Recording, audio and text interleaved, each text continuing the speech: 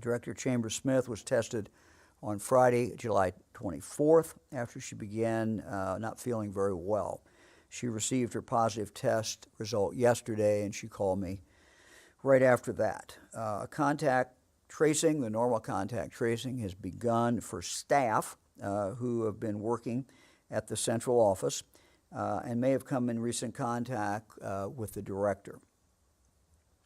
Director Smith, Chambers Smith, has not physically been inside a prison since June 26th and has not been at the central office since last Tuesday, July 21st. She's currently working from home, where she called me, and managing her symptoms, which at this point are mild. We wish her certainly all the best. Fran and I, in the last several weeks, have had some of our friends who have come down with COVID-19. As I said last week, one of our friends, Pat Flanagan, died from that. Today we learned another friend has COVID, and so we wish him all the best. I won't say his name, but we wish him all the best. Let's go, Eric. Let's look at the slides if we can.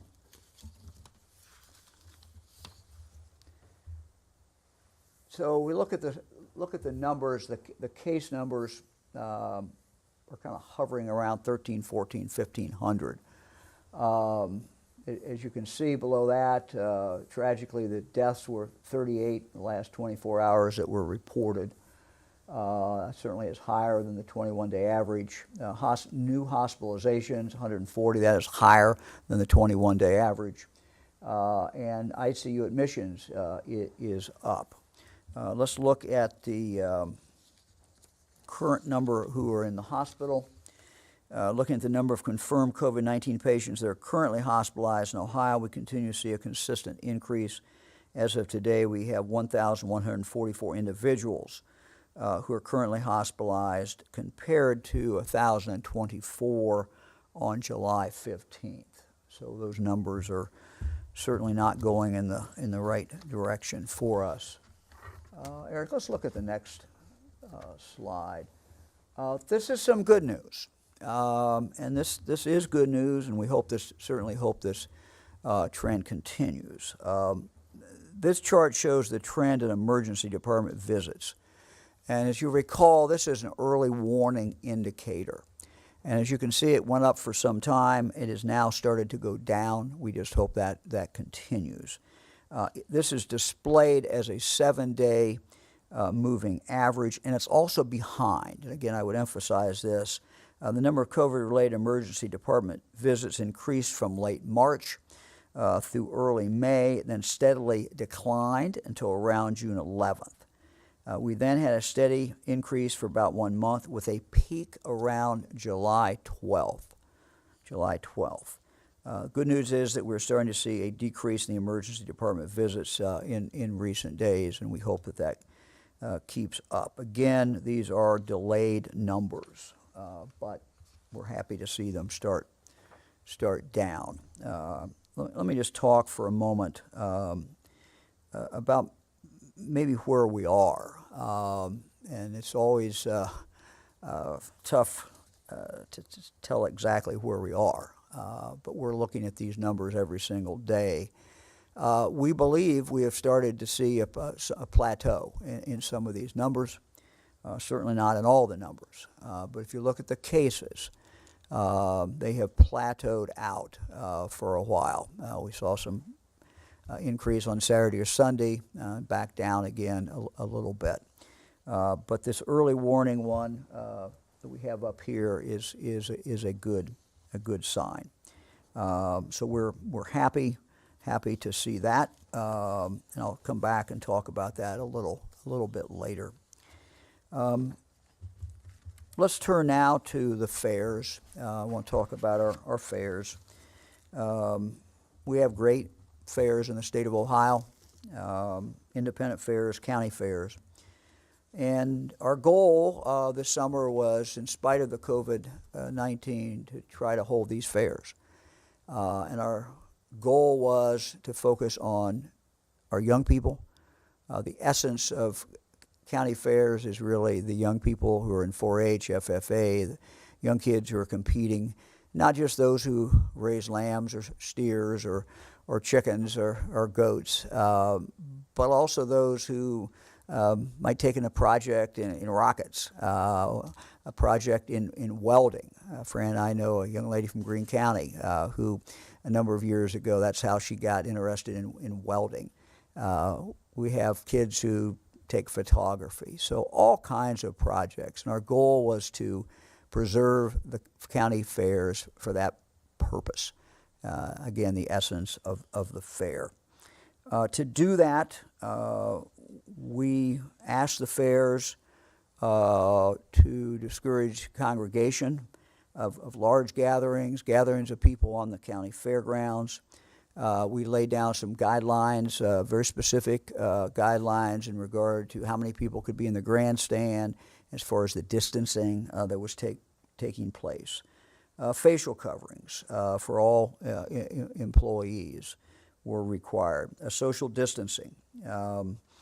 The show ring, the grandstand there, not really a grandstand, but in the barns where the livestock are shown, where the shows occur, we ask people to be respectful and let the family members come in and watch the show so that people would not be so crowded together. In addition to that, working with the state legislature, we provided each fair $50,000 to be able to put on the fair. And the idea was that would help them put on a much safer fair. We have worked with the fairs. We have also worked with the local health departments. And some of the fairs have done a very good job. They work very hard. But at this point, as we start to head into really the busiest part of the year, the summer with the county fairs, it's become increasingly clear that we cannot have a regular, safe fair in the Ohio summer, the COVID summer of 2020, that we simply cannot do that. Therefore, we are we'll be making the order that will take all fairs going forward to junior fairs. I want to say again, a shout out. We're seeing some fairs that have done a very good job. Union County that has a junior fair. Some fairs elected to do junior fairs. Some decide to do full fairs. Union County, they're really working very hard, taking a lot of good safety measures to ensure that these fairs, their particular fair, is safe. Clark County, judges there are reinforcing by wearing masks and talking about masks. They're reinforcing the importance of masks. So there's good things going on out there. Yet we've seen outbreaks connected with fairs. We've seen a lack of distancing.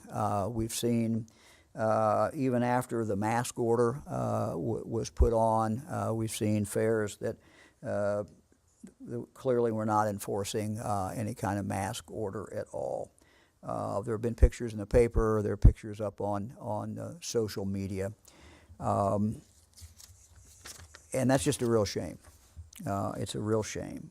So it's clear that we cannot have fairs that are safe, full fairs. So we will preserve the fair, the junior fairs, for livestock, photography, rockets, whatever, sewing. But going forward, no grandstand events, no rides, no games, no carnival, and a curfew with the exception of a show that might go later than that, or reason to be on the fairgrounds, a curfew at 10 p.m. So all fairs that will be starting on July 31st and after, all fairs starting on July 31st and after will be a junior fair. And I think we've preserved the essence of the fairs, but I'm sorry that this simply did not work. You know, we know that one fair had 19 people who tested positive for COVID. These people had all been to the county fair. 3 others who tested positive had been around someone who'd been at the fair. We now have an outbreak with connections to another fair with a couple confirmed cases, 1 probable, several other cases under investigation. And I guess my summation is that what we do at our county fairs and what we do all summer and everything we do is really going to determine what happens as we move forward. It's going to determine what our fall is like. It's going to determine whether our kids go back to school, how they go back to school. They're going back to school, but the question is how they go back to school. It's going to determine whether we can continue to grow the economy and jobs. You know, I think in life we always set priorities and we decide what is important. And so, you know, with some good news, the one chart I showed up there, as we look forward, we've now had a couple weeks with the mask order on, and we are starting to see, particularly in the red counties, where that mask order has been on longer, we certainly are seeing a lot more people wearing masks by a big leap. My message and my plea to everyone going forward is, if you live in a yellow county or an orange county, what you do and as we move forward is going to determine how school will open, whether school will be able to continue. It's going to determine our ability to grow the economy. So these are just very important things. And I would just ask everyone in the yellow counties, orange counties, you know, start using those masks more. That's going to make a difference. We don't have to have everybody do it. We get 80-90%, we're going to knock this virus in the head. And it's going to make a lot better as we move forward in the fall and in the winter.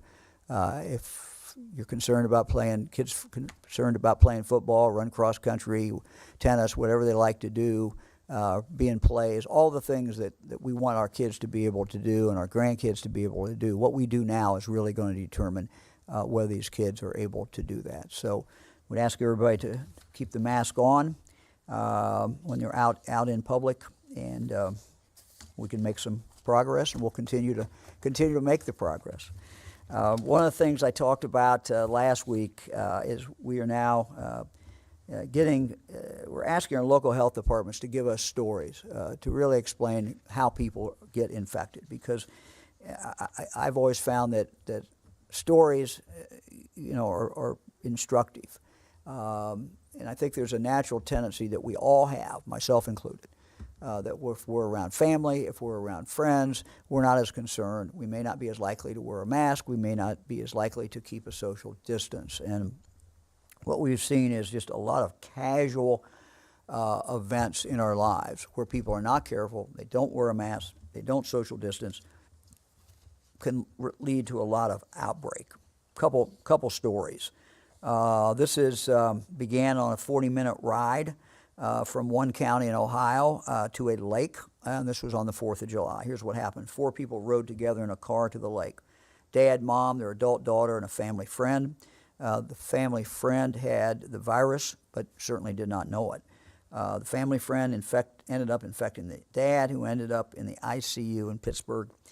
This dad has a business that had to temporarily close. 2 of his employees then tested positive. Their daughter also got sick. She had mild symptoms. She was in the process of being hired for her first teaching job. Now that process is delayed because she has to have 2 negative coronavirus tests for the process to move forward. Luckily, the mom didn't get sick. However, the reach of COVID-19 certainly did not even stop with that immediate family. The mom's mother in her 90s and 2 caregivers. The mom's mother's in her 90s. She has 2 caregivers who have been around the family after exposure. They both tested positive. One of those caregivers ended up in the ICU.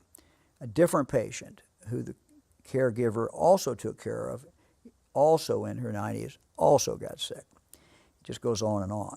After testing positive, the family friend's employer had to temporarily close so that the other stylists who worked the salon could quarantine. Luckily, since they wore their masks, none of them got sick. However, the family friend passed the virus on to her husband. His business had to temporarily close while his employees quarantined. One of his employees was getting married and found out on her wedding day that she would need to quarantine. A different employee was on vacation and had to stay in the hotel for the rest of the vacation. Unbelievable. 10 people got sick. 2 people ended up in the ICU. 3 businesses were temporarily closed. Co-workers and family members were worried, inconvenienced, quarantined.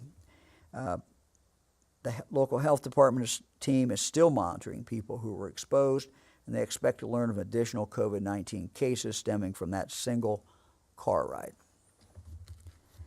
Another example of how one person can infect others involves a birthday party in the eastern part, also in the eastern part of the state. A woman went to get tested, ultimately tested positive, but while waiting to receive her results, she decided to host her 50th birthday party with about 20 guests. 2 of those guests run a home daycare center. One of them tested positive, and they had to temporarily close the daycare. A different guest, who also works at a foster care group home for teenage girls, also tested positive. Now that foster care has 9 employees and 6 residents who have all tested positive. One of the teens is in the hospital. In another county, there is a charitable fundraiser in mid-July with 100 to 200 people in attendance. It was a poker run that had dinner afterwards with a band on site. To date, they've had 46 cases tied to this charitable event. 31 of these cases are people who attended the fundraiser. 11 cases are people who gave the illness, who they gave the illness to. 4 cases are still being investigated, but have ties to the event. Look, we don't bring these up to shame anybody or to say, you know, they did something bad.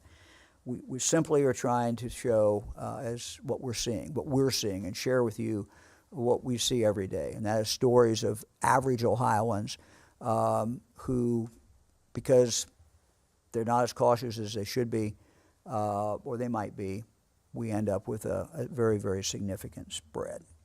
I think we can look at these stories as just instructive of how tough this virus is, how it spreads, and how it certainly spreads from people who have no idea that they have the virus at all. Let me turn to another subject. In March, Tourism Ohio launched a campaign to support our local businesses during these unprecedented times. I know you've seen a lot of these ads up, along with the website ohio.org support local. The campaign has included television ads, which is I see a lot. This week, Tourism Ohio is launching a new ad in this campaign. The new TV commercial and digital ad encourages Ohioans to be safe while supporting local Ohio businesses by showing consumers wearing masks and social distancing and asking them to put safety first so you can make memories that last. Ohio is proud to be one of the first states to use our marketing advertising to show consumers and businesses being safe by washing hands, social distancing, and wearing masks. Let's take a look. Ohio businesses have shown amazing strength by changing to keep us safe. Now it's time for all of us to do our part so the places we love can stay open, like wearing masks, social distancing, and washing our hands. We're in this together, Ohio. Let's put safety first so we can make memories that last.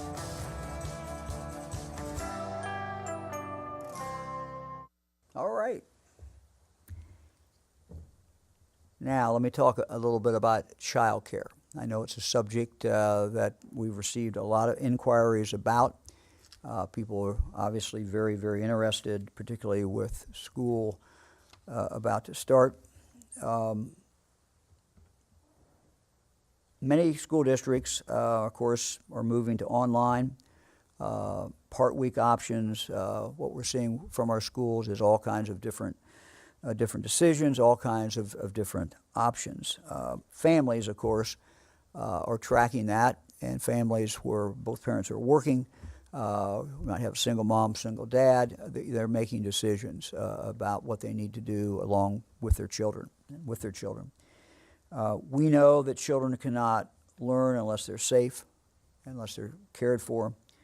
And without access to child care, parents may resort to less than ideal options because they have no choice for their child care. That might include relying on elderly grandfather, who would normally everything would be fine, except today they're at a much greater risk for COVID, and that would create certainly a great worry. We are announcing today that effective August 9th, child care providers in Ohio may return to their normal statutory ratios and class sizes. Child care providers will be given a choice, and we will spell this out in the days ahead. And let me just go back a minute. If you'll recall, the child care that has been on for the last several months during this pandemic, we've done absolutely everything we can to make it as safe as we can and to reduce the chances of spread of that virus. And one of the ways we've done it is we've reduced the ratio. Reduce the ratio, the number of children per room, per adult, per caregiver. It is clear, and while doing that, we have subsidized to the tune of, I think, about $30 million a month, child care providers, both those in the private sector that are not normally subsidized, as well as those that are subsidized normally. So we've done that so that the child care community would have sufficient dollars to be able to run the child care in the manner that we felt it needed to be run with the reduced ratios. It's also clear, however, particularly with school getting ready to start back up, and a lot of different demands beyond parents, that system would no longer work. And we've received comments from people who had a hard time getting into child care. So what we're doing now, and what we'll do beginning in the first part of August, is we will give child care providers a choice. They can get a significant subsidy, and they will, if they do that, they will need to keep the small ratio, or if they elect not to do that, then they will go back to the normal statutory ratio. I know we've received some questions in regard to outbreaks connected with child care. Best data that we could come up with would indicate that we've had 442 people since the pandemic began. And of that group, 306 were staff and 136 were children who came down positive, who were in child care. Now, Jobs and Family Services went back and tried to determine, this is imprecise art, but tried to determine how many of those actually came out of the child care setting and how many may have come directly from community spread. And again, difficult to totally have that figured out, but it looks like about 3/4 of those came from community spread. About 1/4 came from cases directly that came from that child care setting itself.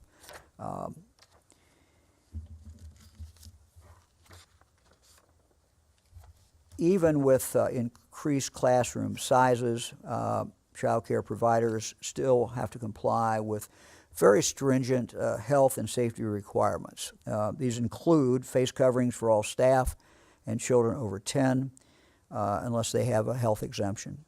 Symptom and temperature checks when staff and children arrive, washing hands throughout the day, including upon arrival and before departure, frequent cleaning of high-touch surfaces, and regular deep cleaning. Additionally, providers will report any COVID cases to the Department of Jobs and Family Services, as well, of course, to their local health department.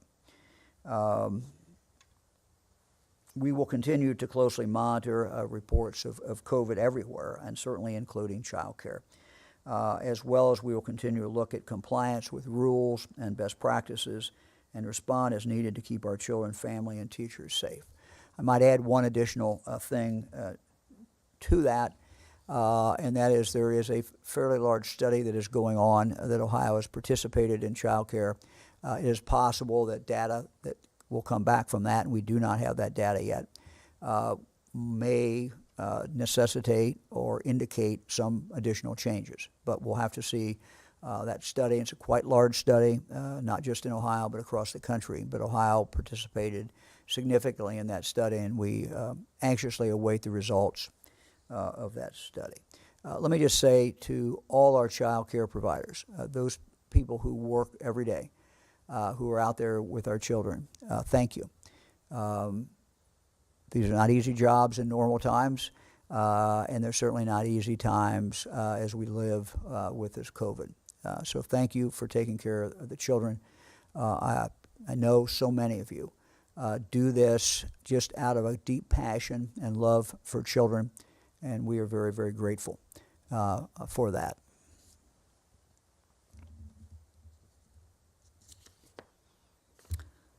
We will ready to go to the questions.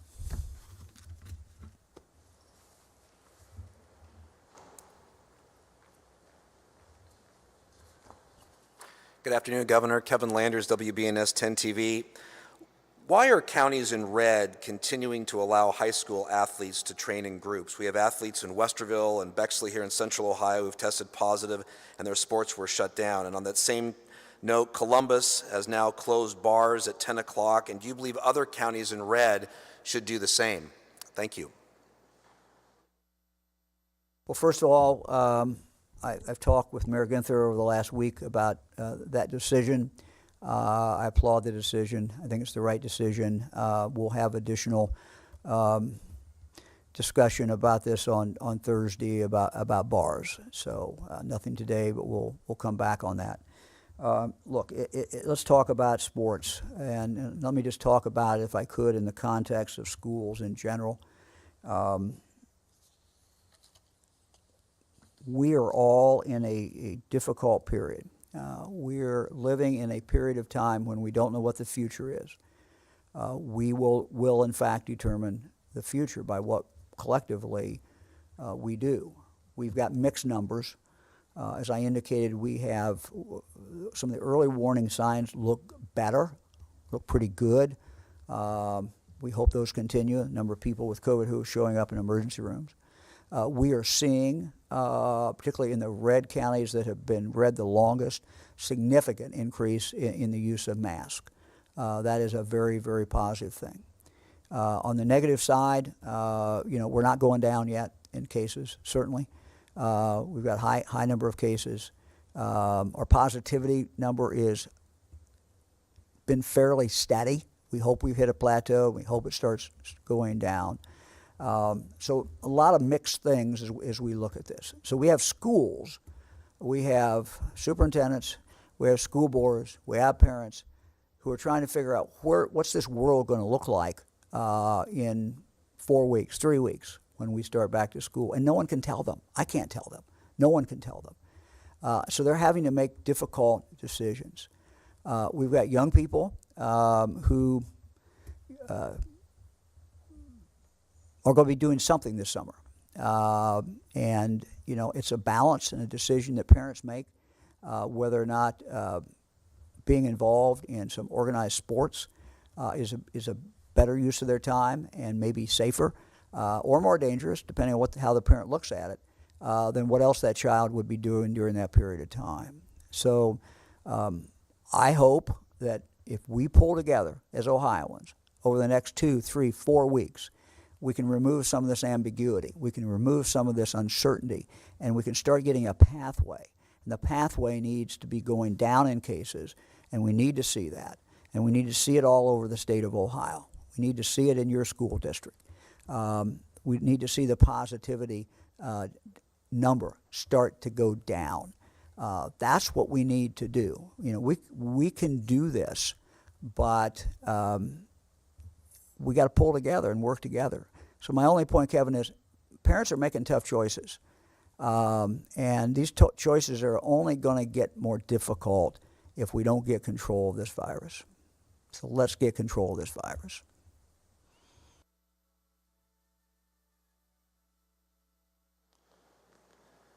Good afternoon, Noah Blunda with Hannah News Service. Governor, today Columbus City Schools said it will start its school year virtually for the first 9 weeks. The Ohio Education Association just said they would like that to be the case for any purple or red county school building. Do you think those are wise decisions, and what are you going to be looking for to determine whether you would take action to send children back to all remote learning as you did in the fall? Well, that's a very good question. The answer I just gave is probably the best answer I can give, and that simply is that if we do what we need to do, we can start these numbers going in the right direction. We are at a crucial time. And these are tough decisions. Look, we got grandkids who live 5 miles from each other in one school, and the schools are about the same size. In one school, the decision was made for the first, what they describe as the first quarter, totally remote. The other school made the decision basically that you can be remote if you want to, but the norm is going to be back in school full time. I don't think any of us, frankly, have enough information at this point to know which one of those decisions is the right decision or the wrong decision. What we have done in regard to schools, we have a long, long history of schools making up their own decisions. We even let schools in this state decide when they start school. We let them decide all kinds of different things. And that's because we have such 600 and some school districts, very, very diverse, different situations, different kids, different parents, different cultures. And so we historically do that. Now, we've given them some very significant guidance, and we may add to some of that guidance on Thursday. But we've given them some guidance. But we've let that difficult decision about how they start back in or when they start back in up to them. If we get to the point where there's a clear answer and it's clear which way we should go, I think we've got kids in danger. If I see kids in danger in this state, and I know they're in danger, we will take action. But at this point, no one can say that one school district is making a wrong decision and the other school district is making a right decision. I think it's these are very tough and difficult decisions. The good thing that the schools are doing is that they all have looked at this as we need alternatives, and they are giving parents choices. So those are two very, very positive things that the schools are doing. But we could intervene, I may intervene, but certainly there's not enough data yet to make any kind of call like that. We're not in that position to do it or to judge and say that's wrong, that's right. Every day we get closer, we're going to know more. Hi, Governor. Max Philby with the Columbus Dispatch. Over the weekend, we and other media outlets reported that you were in meetings with Dr. Deborah Birx from the White House Task Force discussing the rise in positivity rates in places like Columbus and Cleveland. I'm wondering if you can tell us a little bit about how those meetings went and what your communication with the White House moving forward will be in terms of trying to lower those positivity rates. In fact, I've got a call at 3 o'clock, 22 minutes from now, with the Vice President and Dr. Birx and others at the White House, along with the other governors. We had a great discussion. We did it primarily virtually. She was in Columbus. She gave us kind of her take on what was going on. She has a concern about the Midwest, concern about Kentucky, Ohio, Indiana, rest of the Midwest. She shared some thoughts about that. The good thing about these meetings is that you can really kind of get down into the details. And so we had a very good discussion with her in regard to testing and some possibilities, things that she suggested. And then we went back. I can't really talk about this yet because we haven't got anything worked out yet, but she had an idea, and then we came back with some information to her, and so, you know, we're going to continue to go back and forth with that discussion, but she was very engaged. Her staff was very engaged. We've been able to follow up with them since that discussion, but she understands the important role that testing and timely testing and getting results back plays in all of this. And so a lot of our discussion had to do with testing. You know, I don't think it's any secret. You know, the White House's guidelines have been that in some of our counties, what they call our yellow counties, you know, their recommendation would be to shut bars down. And you know, we talked about that. So, but there was a good discussion, very helpful. Thank you.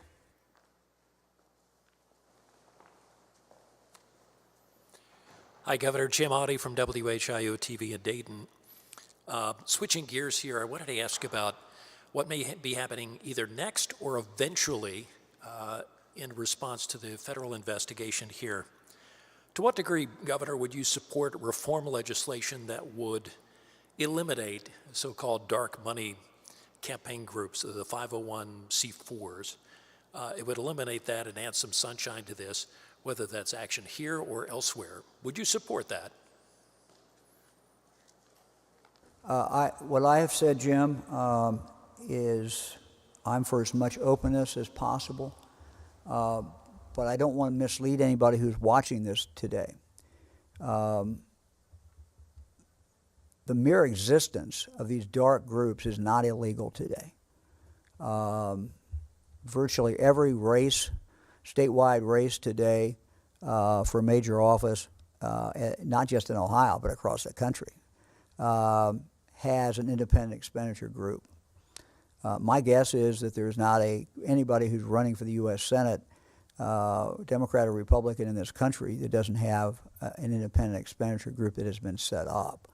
So, you know, as we look at this, I think we have to distinguish between the allegations in regard to Mr. Householder, that part of those allegations that talk about something that's illegal, versus the mere existence of independent expenditure groups, which is not illegal. Your question is the right question. Your question is, okay, Mike, what would you favor? Look, I would favor total transparency, so the contributions that are given have to be disclosed. What I don't know, and I've asked my team to look at this, is what we can do based upon the U.S. Supreme Court case of Citizens United, which took a very expansive view of speech, political speech, and equated it to the expenditure of money. And not only that case, but subsequent interpretations of that case, whether or not, what kind of legislation that we could actually get through that would be constitutional, because we have an obligation not to pass something that's not constitutional. So my commitment is the people of Ohio that we will do whatever we can to have more openness, and we will come back with a recommendation to the General Assembly. And I'm sure members of the General Assembly are looking at things of that nature as well they should. And we intend to work with the General Assembly on this. Thank you, Governor.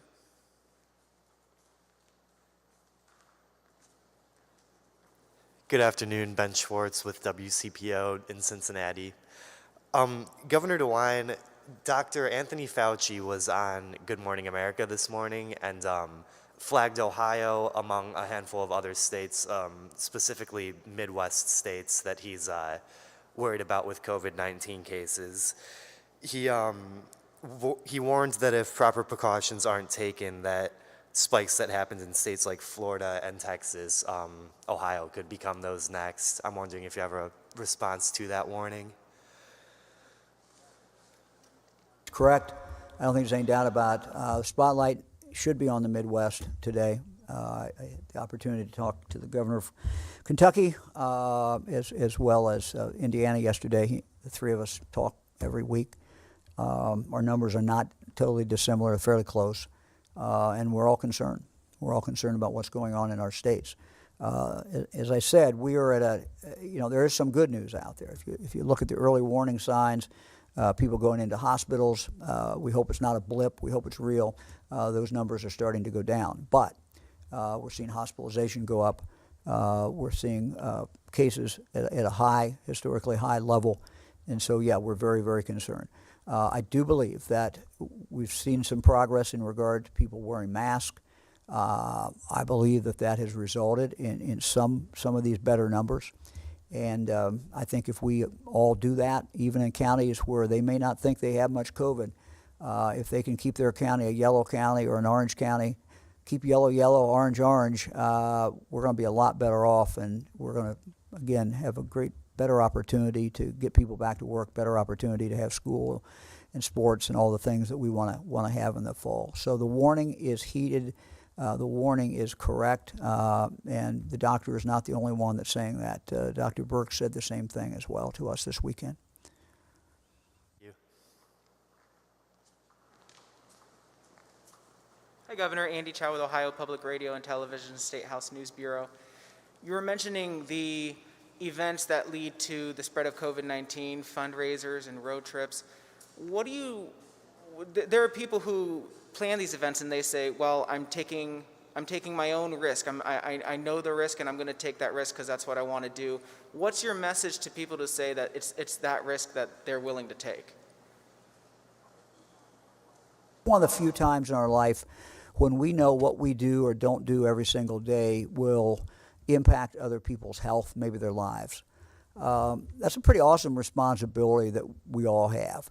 And, it's not a question of, okay, I decide to go do something risky, and the only person that's going to get hurt is me. It's a different story. We may tell someone, well, I wish you wouldn't do that. But to some extent, we look at that person and say, okay, they got to make their own choice. That's very different, though, when we're talking about COVID-19 that is very, very contagious. The one story I told there, just think how many people were impacted by one car ride, how many people were impacted by one charitable event. And it goes well beyond people who decide to attend or not attend the event. It may be a spouse, it may be a grandmother, it may be a coworker when they go back to the office the next week. And what makes this so different than so many things that we deal with in life is that there's no symptoms many times. There's no symptoms. And again, that's why the advice in regard to masks, for example, has certainly evolved. When we started this, I don't think we had really a clue how many people could have this and not have symptoms. Today we do. We have a pretty good idea. And so the advice has evolved. But so I would say to anyone who thinks it's about them, it's not about you, it's about everybody else. And you're entitled to take your own chances. You're not entitled to take chances on somebody else's life.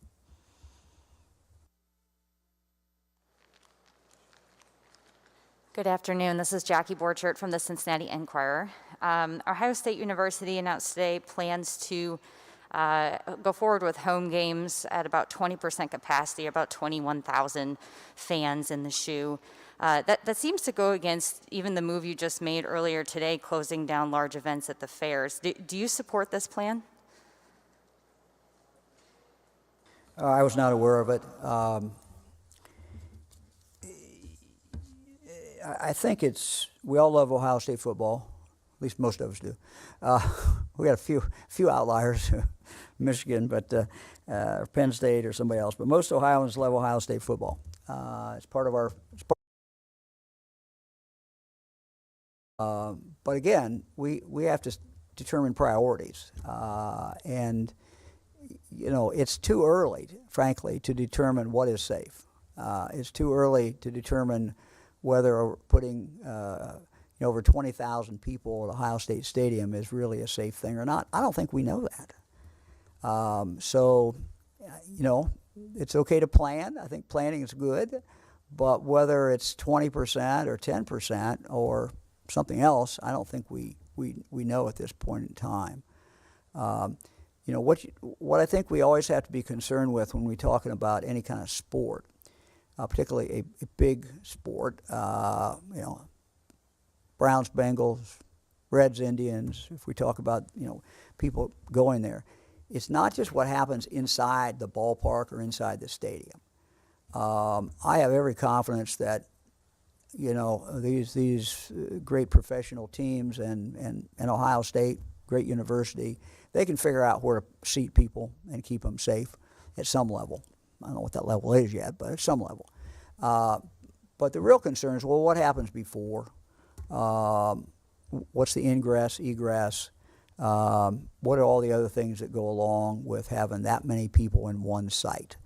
Even though it's a big place, it's still 20-some thousand people or 10,000 or whatever number we end up deciding upon. So I think, look, it's fine for Ohio State to plan.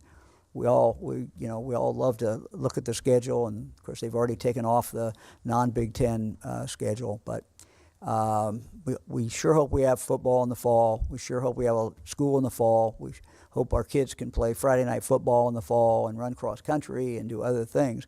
But it's too early. We cannot tell.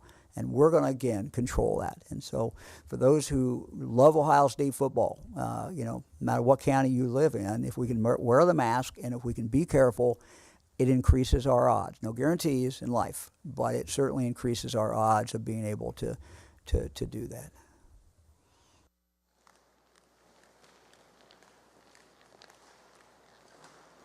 Sean Lanier with NBC4. I had a question regarding, you brought up some stories about how families are traveling and still spreading it to other people because of just behavioral things that they're doing, but now we're talking about opening back daycares up to full capacity for some of them. Any concerns with the children not being able to follow these behaviors of social distancing and spreading it to their families? Just explain a little bit of the thought process of getting them back to full capacity. Thank you for the question, because I don't think there's been few things that I've agonized over as much as child care. I became convinced that the alternative was children in unsafe conditions as people go back to work and as kids go back in the fall and other things happen. We had, for the summer, I think the safest child care in the country, at least by the regulations we have, the ratios we have. We were some of the most conservative, in the sense of conservative being safe, ratios. Now, I caught a lot of hell for that, and a lot of people, you know, were upset. Certainly a lot of the child care providers were upset.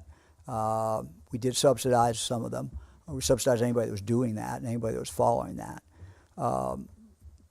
But I became convinced that the alternative, a lot of these choices are one choice or the other, neither one is exactly what you want, that the alternative of these kids not having a place to go, the grandparents taking kids, and particularly grandparents who might have a medical condition or might be older, and all the other things that were going on, that our daycare providers, who do a good job,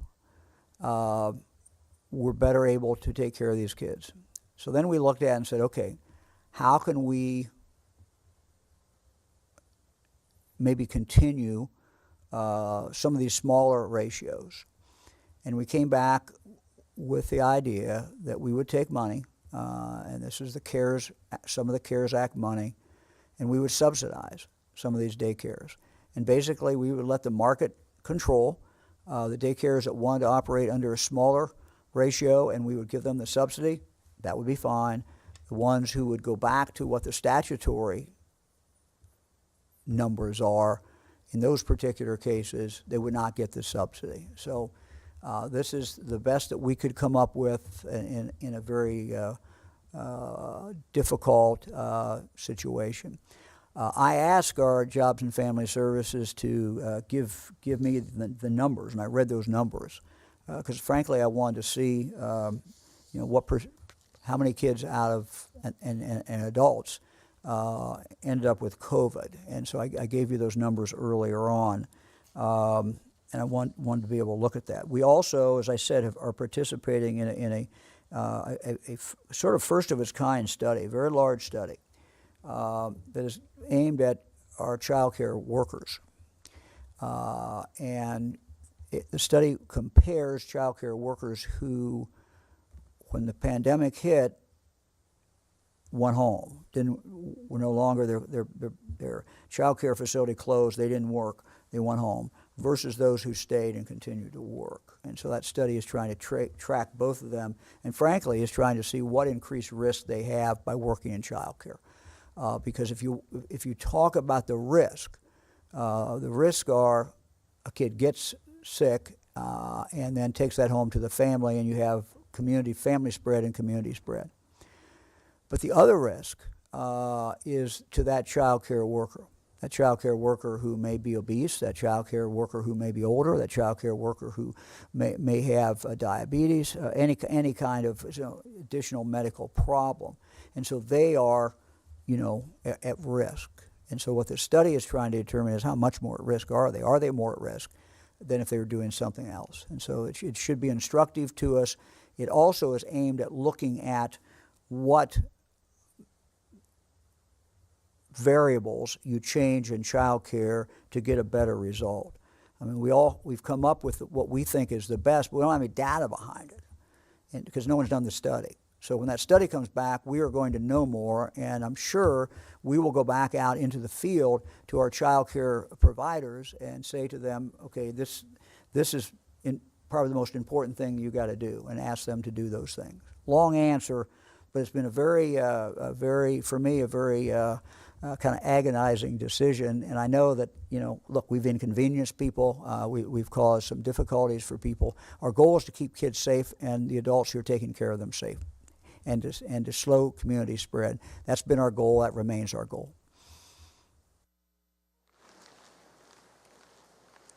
Good afternoon, Governor. Karen Johnson, WLWT in Cincinnati. Kentucky just closed bars and limited the number of people allowed in restaurants. Are you considering the same restrictions? Also, your contact sports order expires in 3 days. Can you please give these coaches, players, leagues some kind of direction? Not today, I can't. And again, as I said, these are tough calls. They're tough calls for coaches. They're tough calls for the parents, and they're tough calls for the governor and for the lieutenant governor. We are at a critical stage in this virus. We don't know which way it's going to go. If we knew where it was going to be in 4 weeks or 3 weeks, we would be in much better position to make a decision in regard to sports. But we also understand that if you're going to play football in the fall, you got to be conditioned, you got to be ready. We understand there is a progression. And so up to this point, we've allowed the practices and we've allowed certain things to take place as far as conditioning, and so we'll do that. As far as the bars, we are in the process of doing a deep dive on that. Frankly, what we're looking at is to determine how many cases came out of bars that we can trace back to bars, and we're looking at that, and we'll have more shortly, but not today.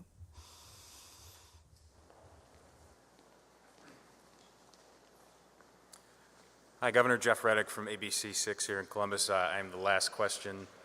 By the way, thank you for the material for my son's graduation party in 18 years, I'm sure. You've instituted orders like today's that end up taking place a week later or several days later. For example, in this case, there are county fairs scheduled to go forth before July 31st. Why not issue these immediately? A lot of people say, why wait when the activities you're naming as dangerous are already set to go on? This goes off, and our order goes into effect on the 31st, so that's pretty close in time.